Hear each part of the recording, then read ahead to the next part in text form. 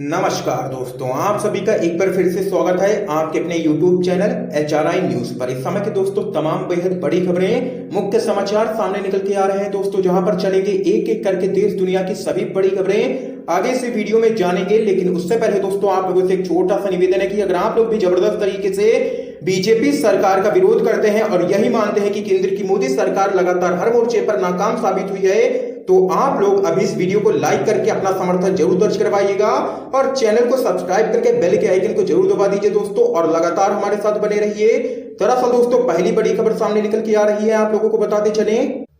जामिया हिंसा पर छात्रों के वकील ने हाई कोर्ट में दिल्ली पुलिस पर लगाए हैं कई गंभीर आरोप। दरअसल दोस्तों आप लोगों को बताते चलें, जामिया मिलिया इस्लामिया हिंसा से जुड़ी आधा दर्जन से ऊपर याचिकाओं पर दिल्ली हाई कोर्ट में हो रही सुनवाई में छात्रों की तरफ से पेश हो रहे वरिष्ठ वकील कॉलिन गोंजाल्विस ने दिल्ली पुलिस पर कई गंभीर आरोपों की बौछार कर दी है। सुनवाई के दौरान याचिकाकर्ता के वरिष्ठ वकील कॉलिन गोंजाल्विस ने कहा है कि सीएए के खिलाफ प्रदर्शन के दौरान जो कुछ पुलिस ने छात्रों के साथ किया वह दंगे नहीं बल्कि पुलिस की बर्बरता थी। 100 से ऊपर छात्रों ने पुलिस के द्वारा की गई बर्बरता की पुष्टि भी की है। पुलिस ने छात्रों को पाकिस्तानी तक कहकर के बुलाया है। गोंजाल्विस यही नहीं रुके, हाई कोर्ट में हुई सुनवाई में उन्होंने कहा कि हिंसा के दौरान बसों को चलाने की कार्रवाई भी पुलिस द्वारा ही की गई और इसकी जांच की जानी चाहिए। बसों को चलाने की कार्रवाई छात्रों को बदनाम करने के लिए की गई।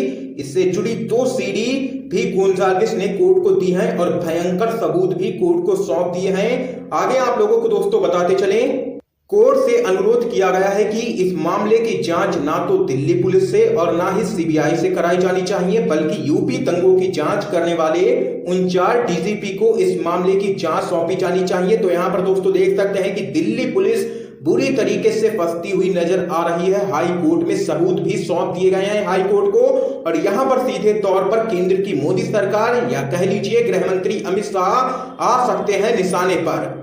तो वहीं दोस्तों एक और बड़ी खबर आप लोगों को बताते चलें, अयोध्या में भूमि पूजन से पहले मचा हड़कंप, राम मंदिर के एक और पुजारी को हुआ कोरोना। देश में मामले 19 लाख के भी पार पहुंचे, फिर भी मंदिर पॉलिटिक्स में बिजी है सरकार। आप लोगों को दोस्तों बताते चले, अयोध्या में बुधवार यानी कि आज राम जन्मभूमि पूजन के लिए भारतीय जनता पार्टी और हिंदूवादी संगठनों में बड़े स्तर पर लगातार उत्सुकता देखने को मिल रही है। गौरतलब है कि देश में चल रहे कोरोना महासंकट के दौरान ही भाजपा सरकार अयोध्या में इतने बड़े स्तर पर इस कार्यक्रम को अंजाम दे रही है, जो कि काफी गंभीर मुद्दा है, क्योंकि इस वक्त देश में कोरोना संक्रमण निरंतर बड़े स्तर पर फैल रहा है। इस बीच खबर सामने निकल के आई है कि अयोध्या में होने वाले भूमि पूजन कार्यक्रम से पहले राम मंदिर के एक और पुजारी को कोरोना का संक्रमण हो गया है। इससे पहले राम मंदिर के सहायक पुजारी प्रेम कुमार तिवारी भी कोरोना पॉजिटिव पाए गए थे। ऐसे में अयोध्या में आयोजित इस कार्यक्रम के कारण कोरोना वायरस का प्रसार किस स्तर पर हो सकता है, इसका अंदाजा आप लोग खुद ही लगा सकते हैं। ये यहाँ पर दोस्तों बड़ी अपडेट सामने निकल के आई है। राम मंदिर के एक और पुजारी को हुआ है कोरोना और देश में मामले पहुंच गए हैं 19 लाख के भी पार, फिर भी मंदिर पॉलिटिक्स में बिजी है सरकार। दोस्तों आप लोगों की क्या राय है इस खबर पे जरूर बताइएगा कमेंट बॉक्स में कमेंट करके। इस बीच एक और बड़ी जानकारी दोस्तों आप लोगों को बताते चलें, जम्मू कश्मीर से धारा 370 हटने की पहली बरसी पर शिवसेना ने सरकार से किए हैं कई सवाल, मांगा 1 साल का रिपोर्ट कार्ड। आप लोगों को दोस्तों बताते चले, जम्मू कश्मीर से आर्टिकल 370 हटने को 1 साल पूरा हो गया है। 5 अगस्त यानी कि आज ही के दिन पिछले साल घाटी से आर्टिकल 370 हटा दिया गया था। ऐसे में एक और जहां बीजेपी अपनी उपलब्धियां गिनाने में लगी है, तो वहीं दूसरी ओर शिवसेना ने सरकार से कई सवाल किए हैं। शिवसेना के नेता संजय राउत ने कहा है कि 1 साल में घाटी में क्या कुछ बदला, उसके बारे में सरकार रिपोर्ट कार्ड पेश करे। आप लोगों को दोस्तों आगे बताते चलें, शिवसेना के नेता संजय राउत ने कहा कि घाटी को लेकर के कई सारे सवाल हैं जिनका जवाब मिलना अभी बाकी है।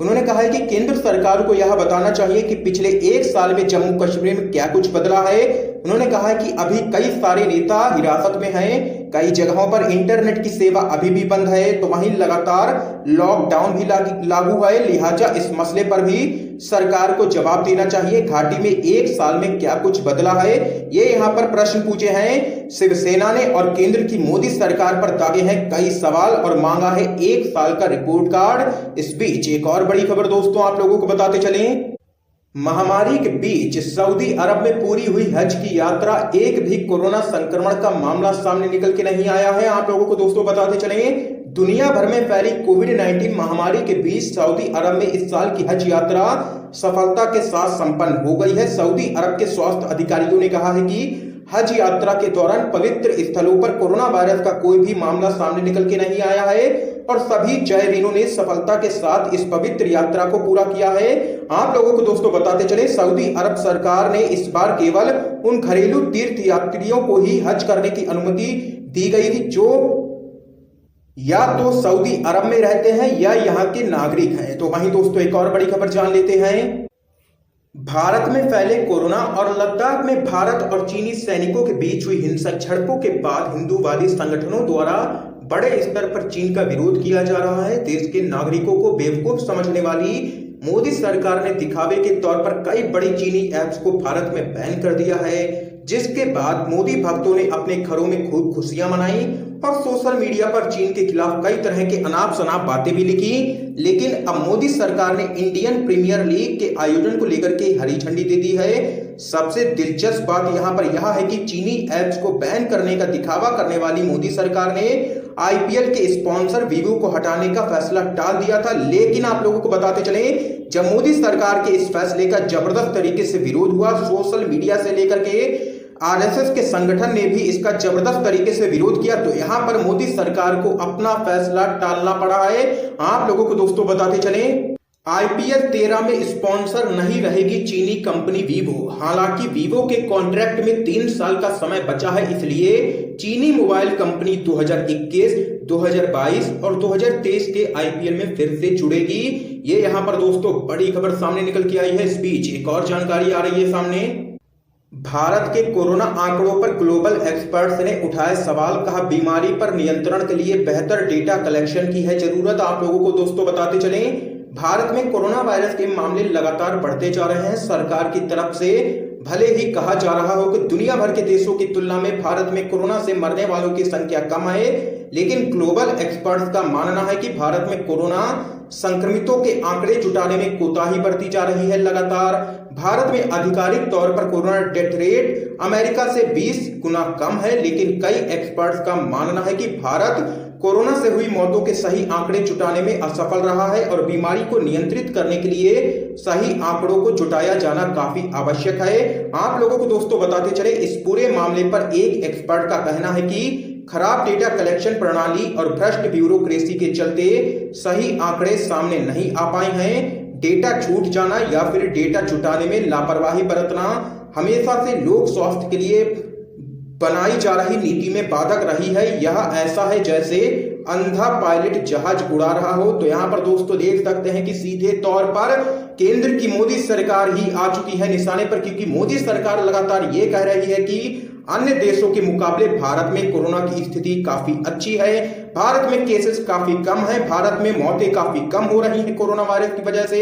लेकिन यहाँ पर एक्सपर्ट्स ने उठा दिया है इस झूठ से पर्दा और यहाँ पर केंद्र की मोदी सरकार को कर दिया है बेनकाब और कहा है कि भारत कोरोना से हुई मौतों के सही आंकड़े जुटा नहीं पा रहा है। आंकड़ों में एक बड़ा खेल हो रहा है। यहाँ पर ये बड़ी अपडेट सामने निकल के आई है। इस बीच एक और बड़ी खबर दोस्तों आप लोगों को बताते चलें। उमा भारती बोली, राम और अयोध्या भाजपा की बपौती नहीं है, अहंकार छोड़ दे नहीं तो अंत हो जाएगा भाजपा का। आप लोगों को दोस्तों बताते चलें, भाजपा की वरिष्ठ नेता और पूर्व केंद्रीय मंत्री उमा भारती का एक वीडियो जबरदस्त वायरल हुआ है सोशल मीडिया पर। वीडियो में उन्होंने कहा है कि भगवान राम का नाम अयोध्या या भाजपा की बपौती नहीं है, राम सबके हैं। उन्होंने कहा कि जो राम को मानते हैं और भाजपा में हैं या नहीं है, चाहे वो किसी भी धर्म के हों या किसी भी पार्टी के हों, किसी भी समुदाय के हों, जो राम के नाम में आस्था रखते हैं वो विश्व में कहीं के भी निवासी हों, वो सब अधिकार रखते हैं कि अपनी राय दें। उमा भारती आगे कहती हैं कि उस अधिकार को रोकने का अगर हम अहंकार पाल लेंगे कि राम पर हमारा पेटेंट है, हम भूल रहे हैं कि हमारा अंत होना है और राम नाम का कभी अंत नहीं होना है। उमा भारती के इस वीडियो को कांग्रेस के दिग्गज नेता दिग्विजय सिंह ने भी यहाँ पर शेयर किया है। उन्होंने वीडियो शेयर कर लिखा है कि धन्यवाद उमा। तो यहाँ पर दोस्तों देख सकते हैं कि उमा भारती ने भाजपा नेताओं को लिया है निशाने पर। इस बीच एक और बड़ी खबर सामने निकल के आ रही है। सुशांत सिंह राजपूत केस की सीबीआई जांच कराना सिर्फ महाराष्ट्र का अधिकार है, राजनीति कर रहे हैं बिहार के मुख्यमंत्री नीतीश कुमार, ये यहां पर कहना है शिवसेना का। आप लोगों को दोस्तों बताते चले, actor Sushant Singh Rajput suicide case में बिहार सरकार की सीबीआई जांच की सिफारिश शिवसेना को बिल्कुल भी रास नहीं आई है। शिवसेना की नेत्री और राज्यसभा सदस्य प्रियंका चतुर्वेदी ने आरोप लगाया है कि बिहार के मुख्यमंत्री नीतीश कुमार लगातार इस पूरे मामले पर राजनीति कर रहे हैं। तो वहीं शिवसेना के नेता संजय राउत ने कहा है कि हम चाहते हैं कि सच्चाई सबके सामने निकल के आए और इस पूरे मामले पर राजनीति बिल्कुल भी नहीं होनी चाहिए, ये यहां पर कहना है शिवसेना का। तो यहां पर दोस्तों आज की ये तमाम बेहद बड़ी खबरें सामने निकल के आई जो हमने आप लोगों तक दोस्तों पहुंचाई हैं। वीडियो पसंद आया हो तो इस वीडियो को लाइक करके ज्यादा से ज्यादा शेयर कीजिएगा, अपने सभी दोस्तों तक इन खबरों को जरूर पहुंचाइएगा और चैनल को फ्री में सब्सक्राइब करके घंटी जरूर दबाइए। दोस्तों आप सभी का बहुत बहुत